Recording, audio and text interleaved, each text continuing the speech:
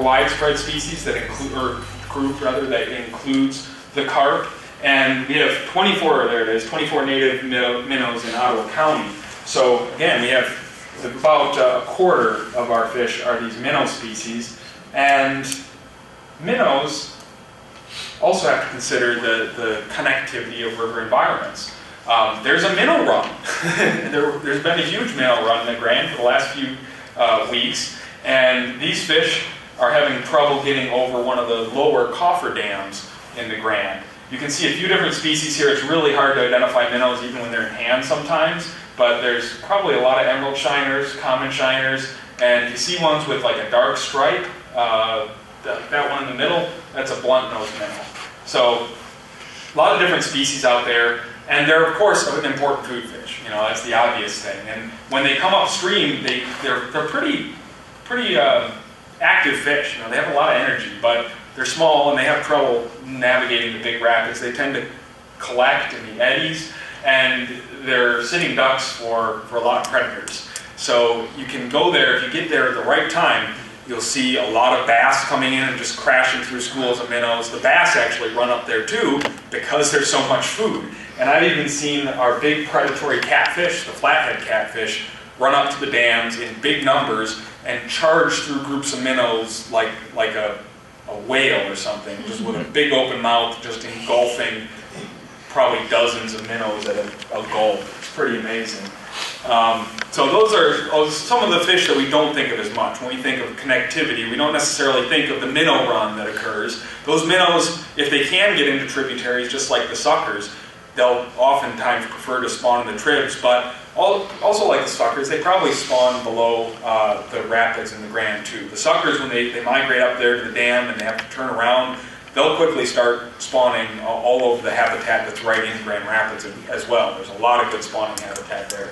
And the other fish that will use that are the salmon. The salmon don't naturally reproduce well in the Grand itself. They will lay their eggs, but the Chinook salmon in particular lays its eggs in the fall, and then those eggs have to overwinter. So a lot of times they have problems with it getting too cold. Even though salmon like cold water, they like to spawn in trout streams that have water that stays warm enough that it doesn't freeze in the middle of the winter because it's groundwater fed. We don't have a lot of groundwater, so the Chinook salmon eggs don't do so well.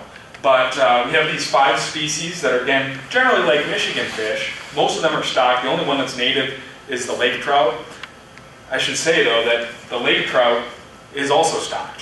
Even though it's native, all the lake trout we have out in Lake Michigan are stocked. And ironically, the Chinook salmon, although it is not native, 50% of the Chinook salmon now are naturally reproduced. So this is a fish that is well adapted to our current situation in the Great Lakes. It can spawn well in a lot of the smaller streams and trout streams, and they spawn on shell and crapple a lot like the suckers I showed you. And they have some amazing physiological changes. If you've seen people bringing in salmon or fish salmon out in Lake Michigan, you see big silverfish like this. But either a little bit before or a little bit after they enter the rivers, they go through some amazing changes. They actually stop eating. Their whole digestive system just starts to atrophy, and they start breaking down their own organs for energy. They stop eating, and then it's time to go back to their natal streams and spawn and die. So their whole physiology really gears up for this. You notice that the head of this male actually has gotten bigger. The teeth get larger. Those are really sharp, almost canine-like teeth there. And the jaws hook over in what's called a kite. So it's fun to go out and catch salmon, but it's also really interesting just to sit and watch them. If you look at this is a spawning area, and if you look to the right, you'll see a female. The female is scraping out her redd, or nest, when she turns on her side like that. And the females will do that to the point where they rub all of the flesh off of their tails. So if you see a salmon in the river with a white tail, that's a female that's been there a while. And she'll stay there. She will stay on her redd, and this male, the bigger, darker one you can see attending to her, he is chasing off the other ones. If you were watching, he just took a nip at the other, one of the second biggest males. The ones behind that redd are smaller males. And they get pretty frustrated because if they try to get anywhere near that big male, he'll just take a bite out of them. And I've actually seen a male the big dominant male take another fish of about 12 pounds in his jaws and run upstream with this 12-pound fish shaking and just gouging out his side. So they get pretty aggressive.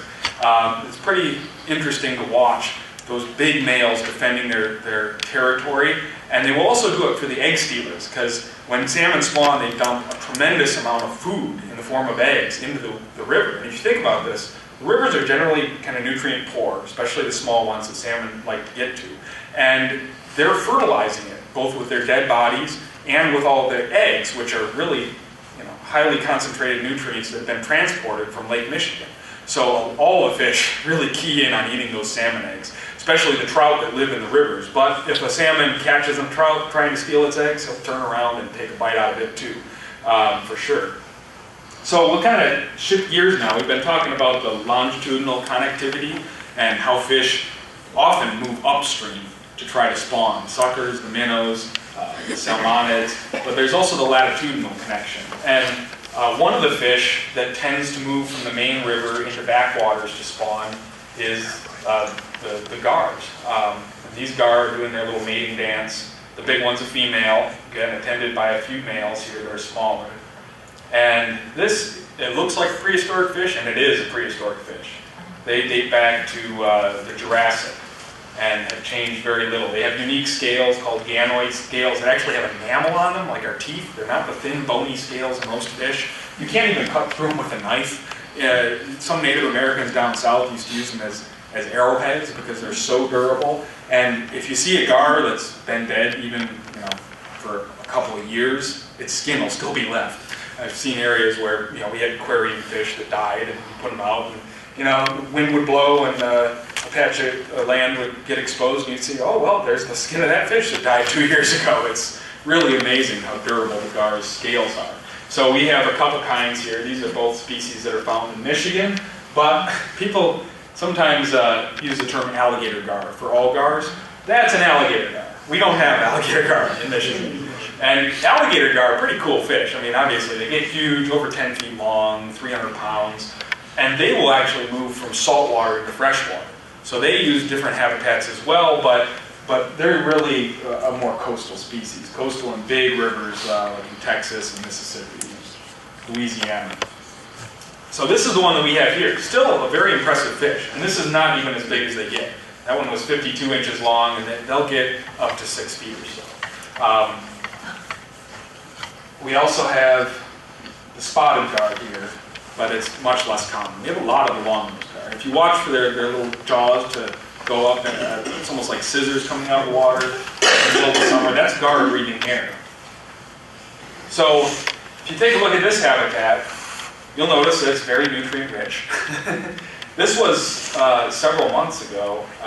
Well, I guess it was early April. A lot of fish, very shallow water.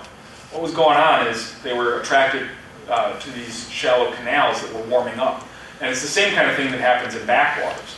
Backwaters away from the main river, especially if they have a dark bottom, they'll just soak up the sunlight and they'll warm up much quicker. So some fish will come into those areas to spawn, especially pike right in the beginning of the year. These are a lot of young fish, a lot of young crappie, some other bass and sunfish. And they were probably just keying in on the warm conditions. There probably wasn't even a whole lot of food here for them, just a lot of this filamentous algae that was also capitalizing on the warmth. And fish like this bass are just kind of sitting there hanging out digesting. Some fish will actually seek out warmer water just to digest. I've seen pike doing this. A large pike typically prefers kind of cool water. And in the middle of the summer, if they eat a big meal, which pike want to do, they'll then go into a backwater or shallow protected area and just sit there in the sun. And I've had them where I could get right up to them, and you could see their bulging belly and put a lure right in front of their face and just have no interest because they're only there to speed up their metabolism enough to digest their last meal a little faster.